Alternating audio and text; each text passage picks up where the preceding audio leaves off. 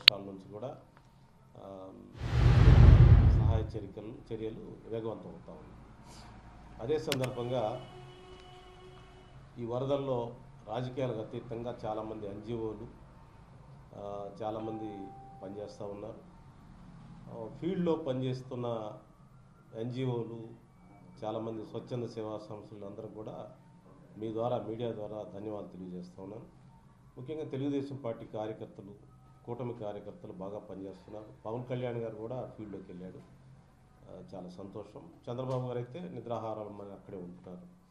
ఆ విధంగా ఒక యుద్ధం ప్రాతిపదికన అందరూ కూడా కూటమి ప్రభుత్వం నాయకులంతా కూడా ఫీల్డ్లో పనిచేస్తున్నారు. అయితే ఈ వరద బాధితులను ఆదుకోవటంలో ఇంతవరకు వైసీపీ ఎక్కడా కూడా కనిపించినట్టుగా లేదు. ఒక్క జగన్మోహన్ రెడ్డి గారు ఒక్కసారి రాజకీయ విమర్శలు చేయటానికి, బురజల్లటానికి మాత్రం వచ్చాడు. కానీ సహాయ కార్యక్రమాల్లో ఇంతవరకు వైసీపీ నాయకులు కనీసం వాళ్ళ నియోజకవర్గాల్లో పోటీ చేసిన 175 నియోజకవర్గం పోటీ చేసిన నాయకులు కూడా ఎక్కడ కనపట్టలేదు. మరి కారణం ఏంటో వాళ్ళ యొక్క విజ్ఞతగా వదిలేస్తున్నారు. ఇలాంటి విపత్తు వచ్చినప్పుడు రాజకీయాలకు అతీతంగా ఫీల్డ్లో పనిచేసి ముందు ఆదుకోవాల్సిన అవసరం నైతిక బాధ్యత. ఎంతోమంది మహిళలు గోదావరి నుంచి వచ్చి పనిచేస్తూ ఉన్నారు, జంతువులకి అన్నం పెడతా ఉన్నారు, ఆవులకి మేత పెడతా ఉన్నారు.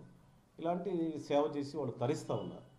కనీసం ఇక్కడ ఒక 5 సంవత్సరాల అధికారంలో ఉండి ఇప్పుడు ప్రజల తిరస్కారానికి గురై ఇప్పుడు అధికారం కోల్పోతే మీరు వెళ్ళి ప్రజల్ని పరామర్శించలేరా? స్వచ్ఛంద కార్యక్రమాలు చేయలేరా? ప్రజలను ఆదుకునే కార్యక్రమాలు చేయలేరా? ఆ విషయంలో ఎందుకు మీరు ఆ మానవత్వాన్ని పాటించలేదు? కనీసం ఆ మానవత్వ విలువలు ఎందుకు లేకుండా పోతున్నాయి మీకు? ఎందుకు రాజకీయ విమర్శలకి అంత ప్రాధాన్యత ఇస్తారు? బురద జల్లటానికే, ఆ బురద రాజకీయాలకి అంత ప్రాధాన్యత ఇస్తారు? మీ మీడియా మొత్తం, మీ చర్చలు మొత్తం కూడా బురద రాజకీయాల వైపు,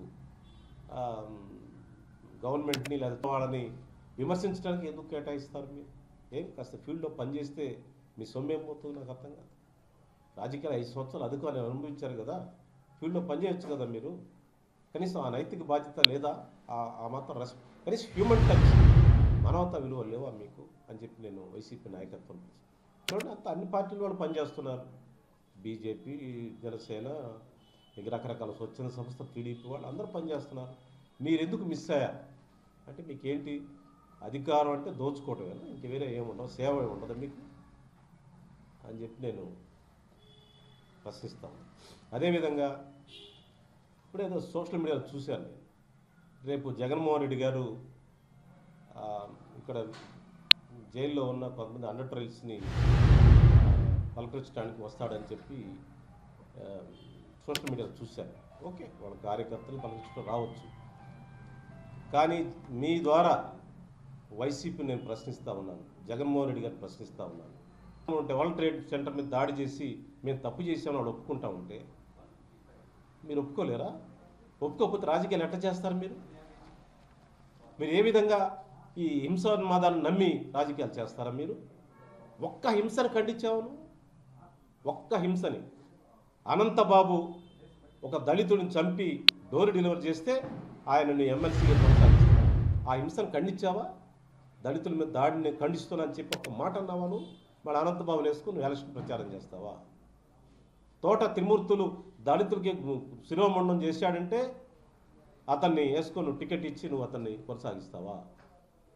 అదేవిధంగా దువ్వాడ శ్రీనివాస్ రోజు ఎంటర్టైన్మెంట్, అది నీకు పార్టీకి కనీసం ఆలోచిస్తుంది దాని గురించి? ఆ లైవ్ ఛానల్స్లో వాళ్ళు మాట్లాడే విధానం, ఆ ఎంటర్టైన్మెంట్ ఏంది? అలాంటి అవసరం, అలాంటి దుర్మార్గం రాజకీయాలు ఉండాలన్నా? అలాంటి వాళ్ళని ఏమైనా ఖండించావా నువ్వు? కనీసం మహిళల పట్ల ఇంత జ్ఞానం, ఇంత గౌరవం ఉందండి, ఖండించాలి కదా దాన్ని. మహిళలపై దాడులు చేసేవాళ్ళని ప్రోత్సహిస్తారు, దళితులపై దాడులు చేసేవాళ్ళని ప్రోత్సహిస్తారు. నదుల మీద, చెరువుల మీద ఆక్యుపేషన్స్, అనాథరైజ్ ఆక్యుపేషన్ అన్నింటిని కూడా తొలగించాల్సిన అవసరం ఉంది. లేకపోతే ఇలాంటి ఉప్పెన వస్తుంది. అవసరమైతే పేద ప్రజానికి ఉంటే వాళ్ళకి ప్రత్యామ్నాయ స్థలాలు చూపించి, వాళ్ళకి ఇల్లు కట్టించి వాళ్ళని షిఫ్ట్ చేయించాల్సిన అవసరం ఉంది. హైడ్రా లాంటి చట్టం మనకు కూడా రావాలి. లేకపోతే బుడమేరు వచ్చింది, విజయవాడకు నష్టం జరిగింది చూసాం. అలాంటి నష్టం మనకు కూడా జరగవచ్చు, ఎక్కడైనా జరగవచ్చు. అందువల్ల భవిష్యత్తులో అధికారులు, ఎంఆర్ఓలు ఈ టౌన్ ప్లానింగ్ అధికారులకు రెస్పాన్స్, ఎక్కడైనా ఇల్లు ఆక్యుపేషన్లో చెరువుల్లో కడితే వాళ్ళకి జైలు శిక్ష చేయాలి. ఎంఆర్ఓకి, రాజకీయ అక్కడ స్థానిక రాజకీయ నాయకులకి, లేకపోతే స్థానిక పంచాయతీలు, స్థానిక ఎంఆర్ఓలు, స్థానిక విలేజ్ సెక్రటరీస్, స్థానికంగా ఉండే వ్యవస్థలన్నిటి కూడా కఠినంగా శిక్షించాలి. టౌన్ ప్లానింగ్ అధికారులు వీళ్ళకి వెంటనే అవసరమైతే మరణ శిక్షలు కూడా పెట్టాలి. లేకపోతే వాళ్ళ నుంచి వందల మంది చనిపోతూ ఉన్నారు. లేకపోతే ఎట్లా భయపడతారు నాకు అర్థం కాదు. ఏంటి ఇది? ఇష్టం వచ్చిన డబ్బులు తీసుకోవటం, పర్మిషన్ ఇచ్చేయటం, తర్వాత కట్టి ఒక 10 ఏళ్ళ తర్వాత 20 ఏళ్ళ తర్వాత వరద వస్తూ ఉన్నాయి. దీనివల్ల వాటర్ బాడీస్ని మనం కాపాడుకోవాలి. దాన్ని అధికారులు రెస్పాన్సిబుల్ చేయాలి. అధికారులు, స్థానిక అధికారులు